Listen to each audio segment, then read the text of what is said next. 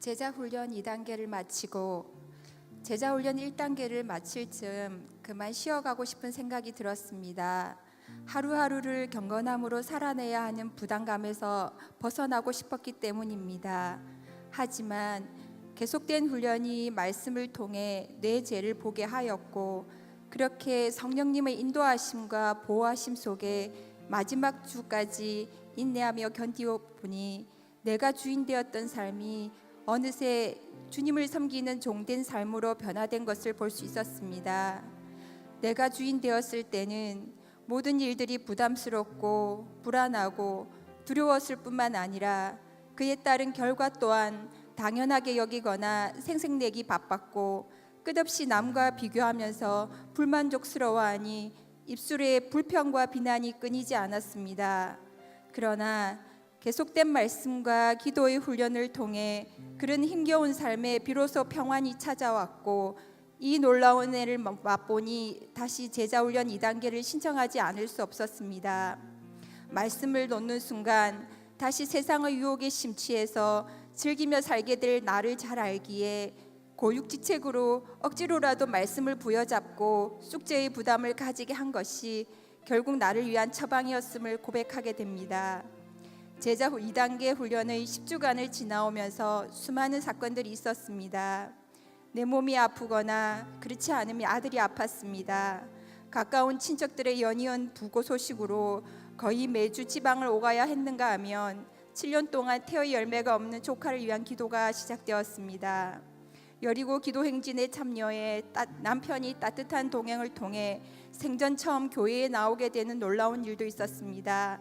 친정언니가 직장에서 일하던 중 사고를 당해 얼굴 전체에 2도 이상의 화상을 입어 서울에서 부산을 오가야 했을 때는 너무 힘들어서 정말이지 한 주라도 쉬어가고 싶은 마음이 간절했지만, 말씀의 의지에 기도하며 믿음의 동력자들에게 중보 기도를 요청했던 부분들이 마지막까지 포기하지 않고 견뎌낼 수 있게 한 큰 힘이 되었습니다.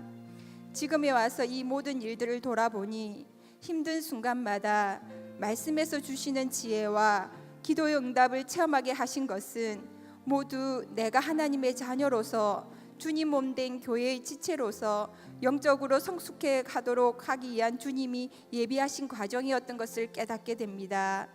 이처럼 내 삶을 둘러싼 모든 환경들이 우리 죄로 인한 삶의 결론인 것을 깨달으니 오직 예수 그리스도를 믿음으로 말미암아 받은 구원의 은총에 새삼 감격하며 다시금 감사하게 됩니다. 예수님이 다시 오실 그날까지 말씀에 순종하는 생활로 가족과 직장 동료들의 영혼 구원을 위한 축복의 통로가 되라 하시는 말씀은 내 삶이 다하는 날까지 내가 감당해야 할 사명이라 생각합니다. 항상 넘어지는 연약한 죄인이지만 그 넘어지는 사건을 주님이 주신 구속사의 관점으로 보게 하신 훈련의 과정들이 지금 내가 오뚜기처럼 다시 일어날 수 있는 힘이 됩니다. 10주차까지 동행하시며 인도해 주신 성령 하나님께 감사드리며, 많은 섬김으로 바쁜 나날들을 보내고 있음에도 불구하고 기도하며 최선을 다해 주신 양육자님께도 감사드립니다. 그리고 함께 울고 웃으며 솔직한 나눔을 통해 서로의 아픔을 체휼하며 기도해 주었던 우리 훈련반 집사님들에게도 감사드리며 사랑한다는 말을 하고 싶습니다. 그리고 항상 타인에게서 세상의 문제의 원인을 찾았던 제게 모든 문제의 원인은 저임을 깨닫게 해주시고 깊은 마음의 상처를 위로해 주시고 사랑으로 채워주신 주님께 감사드립니다. 혹여 막연한 두려움으로 훈련받기를 주저하는 분이 계시다면 말씀의 깊은 은혜에 빠져들 소중한 기회를 놓치지 마시고 꼭 훈련에 참여하여 영적 성숙을 위한 기회로 삼으시길 바랍니다. 감사합니다.